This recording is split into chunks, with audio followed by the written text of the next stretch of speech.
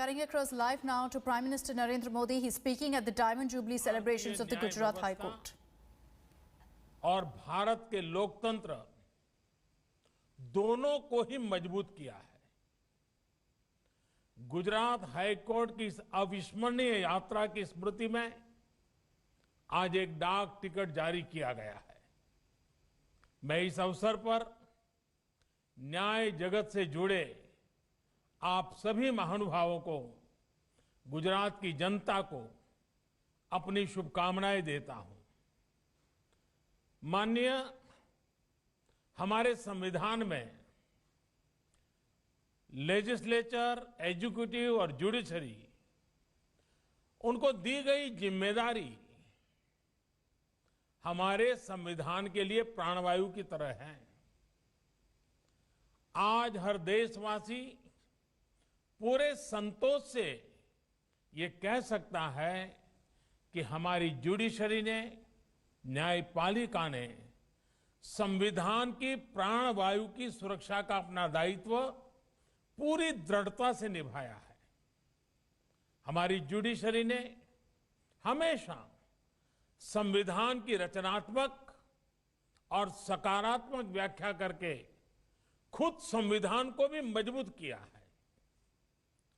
देशवासियों के अधिकारों की रक्षा हो, निजी स्वतंत्रता का प्रश्न हो, या ऐसी परिस्थितियां रही हो जब देश हित को सर्वोच्च प्राथमिकता देनी हो, जुडिशरी ने अपने इन दायित्वों को समझा भी है और निभाया भी है। आप सभी भी भली भांति जानते हैं कि भारतीय समाज में रूल ऑफ लॉ सदियों से सभ्यता और सामाजिक ताने बाने का, हमारे संस्कार का आधार रहा है। हमारे प्राचीन ग्रंथों में कहा गया है, न्यायमूलम सुराज्यम स्यात्, यानी सुराज्य की जड़ ही न्याय में है, रूल ऑफ लॉ में है। ये विचार आदिकाल से हमारे संस्कारों का भी हिस्सा रहा है। इसी मंत्र ने हमारे स्वतंत्रता संग्राम को भी नैतिक ताकत दी और यही विचार हमारे संविधान निर्माताओं ने भी संविधान निर्माण के समय सबसे ऊपर रखा था। हमारे संविधान की प्रस्तावना रूल ऑफ लॉ के इसी संकल्प की अभिव्यक्ति है। आज हर एक देशवासी को गर्व है कि हमारे संविधान की इस भावना को, इन मूल्यों को हमारी न्यायपालिका ने निरंतर ऊर्जा दी है, दिशा दी है। न्यायपालिका के प्रति इस भरोसे ने हमारे सामान्य से सामान्य मानवी के मन में एक आत्मविश्वास जगाया है। सच्चाई के लिए खड़े होने की उसे ताकत दी है। और जब हम आजादी से अब तक देश की इस यात्रा में जुडिशरी के योगदान की चर्चा करते हैं, तो इसमें बार के योगदान की चर्चा भी आवश्यक होती है। हमारी न्याय व्यवस्था की ये गौरवशाली इमारत बार के ही पिलर पर खड़ी है। दशकों से हमारे देश में बार और जुडिशरी मिलकर ही न्याय के मूलभूत उद्देश्यों को पूरा कर रहे हैं। हमारे संविधान ने न्याय की जो धारणा सामने रखी है, न्याय के जो आदर्श भारतीय संस्कारों का हिस्सा रहे हैं, वो न्याय हर भारतीय का अधिकार है। इसलिए ये जुडिशरी और सरकार दोनों का ही दायित्व है कि दुनिया के सबसे बड़े लोकतंत्र में वो मिलकर world class judicial system, justice system खड़ा करे।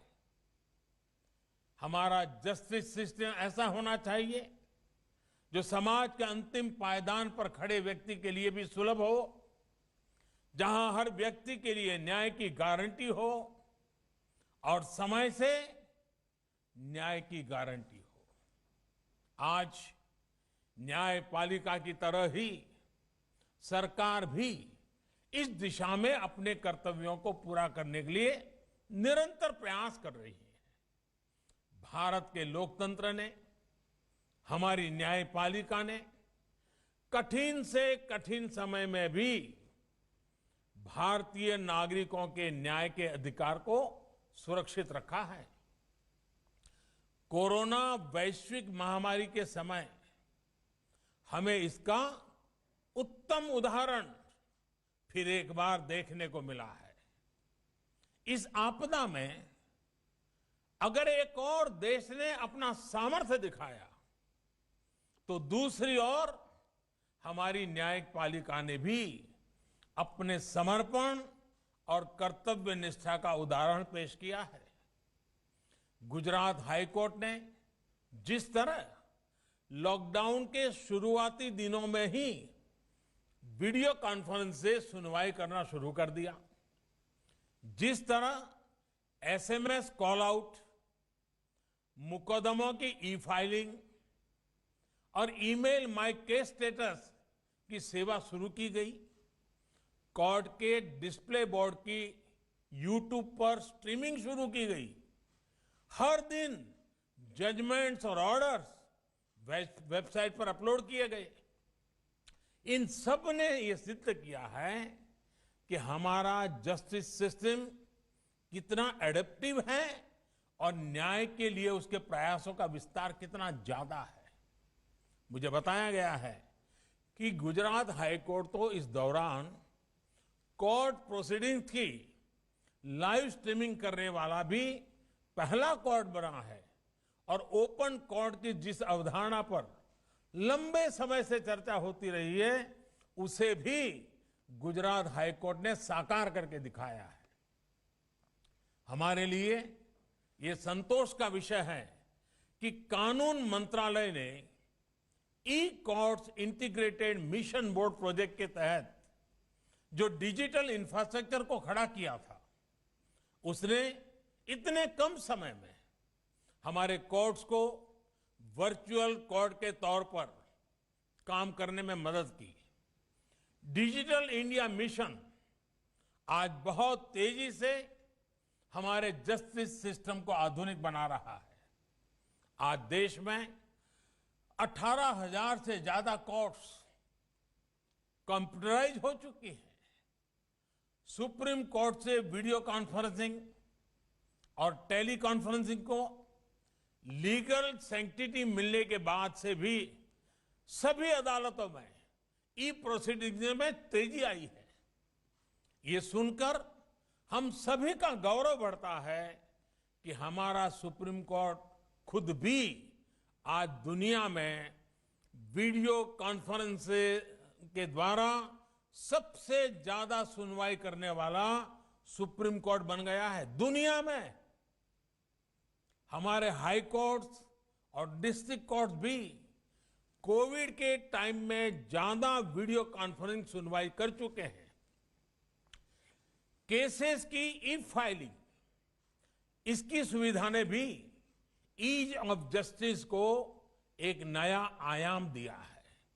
इसी तरह आज हमारी अदालतों में हर केस के लिए एक यूनिक आइडेंटिफिकेशन कोड और क्यूआर कोड दिया जा रहा है। इससे न केवल केस से जुड़ी हर जानकारी हासिल करने में आसानी हुई है, बल्कि इसने नेशनल जुडिशियल डेटा ग्रिड की भी एक प्रकार से मजबूत नींव रखी है।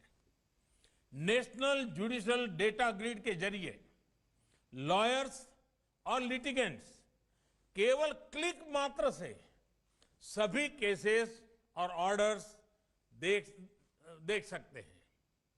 ये ईज ऑफ जस्टिस न केवल हमारे नागरिकों के ईज ऑफ लिविंग को बढ़ा रहा है, बल्कि इससे देश में ईज ऑफ डूइंग बिजनेस भी बढ़ा है। इससे विदेशी निवेशकों में ये भरोसा जगा है कि भारत में उनके न्यायिक अधिकार सुरक्षित रहेंगे। 2018 की अपनी डूइंग बिजनेस रिपोर्ट में वर्ल्ड बैंक ने भी नेशनल जुडिशियल डेटा ग्रिड की प्रशंसा की है। माननीय, आने वाले दिनों में भारत में ईज ऑफ जस्टिस और भी तेजी से बढ़े, इस दिशा में सुप्रीम कोर्ट की ई कमेटी एनआईसी के साथ मिलकर काम कर रही है। We'll continue getting your